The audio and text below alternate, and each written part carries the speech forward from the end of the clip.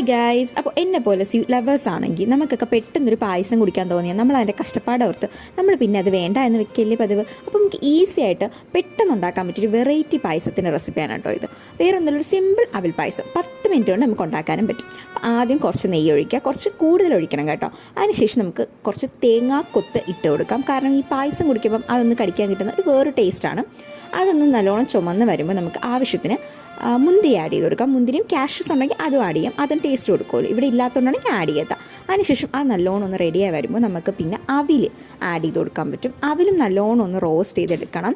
അവിൽ ഞാൻ ഇവിടെ 1.5 കപ്പ് അവിലാണ് കേട്ടോ യൂസ് ചെയ്തിരിക്കുന്നത്. അതൊക്കെ നിങ്ങളെ ഇഷ്ടത്തിനിടാം. അതിനുശേഷം അത് നല്ലോണം ഒന്ന് റോസ്റ്റ് ചെയ്ത് വന്നതിന് ശേഷം നമുക്ക് ആവശ്യത്തിനുള്ള പഞ്ചസാര എടുക്കാം. പഞ്ചസാര നമുക്കൊന്ന് ജസ്റ്റ് കാരമലൈസ് ചെയ്യണം. ഞാനിവിടെ 1/2 കപ്പ് പഞ്ചസാര എടുത്തിട്ടുള്ളൂ. എന്നിട്ട് കുറച്ച് വെള്ളവും കൂടെ ആഡ് ചെയ്തു.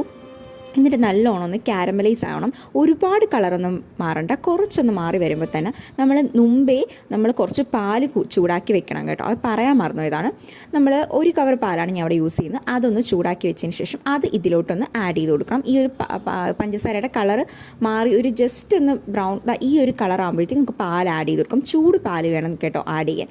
അതൊന്ന് ആഡ് ചെയ്ത് വന്ന് നല്ലോണം ഒന്ന് തിളച്ച് വരുമ്പോഴത്തേക്കും നമുക്ക് നമ്മുടെ നേരത്തെ മാറ്റി വെച്ച അവിൽ ആഡ് ചെയ്ത് കൊടുക്കാം. അതും ഒന്ന് തിളച്ച് വരുമ്പോഴത്തേക്ക് നമ്മൾ നേരത്തെ മാറ്റി വെച്ച തേങ്ങാക്കൊത്തും എല്ലാം കൂടെ ആഡ് ചെയ്ത് കൊടുക്കുക. അപ്പോഴത്തേക്ക് നമ്മുടെ പായസം റെഡി. ഇതാണ് ഞാൻ പറഞ്ഞത്, വെറും 10 മിനിറ്റേ മതിയോ. അപ്പോൾ ഇങ്ങനത്തെ വീഡിയോസ് ഇഷ്ടമാണെങ്കിൽ സബ്സ്ക്രൈബ് കൊണ്ട് ചെയ്യണം.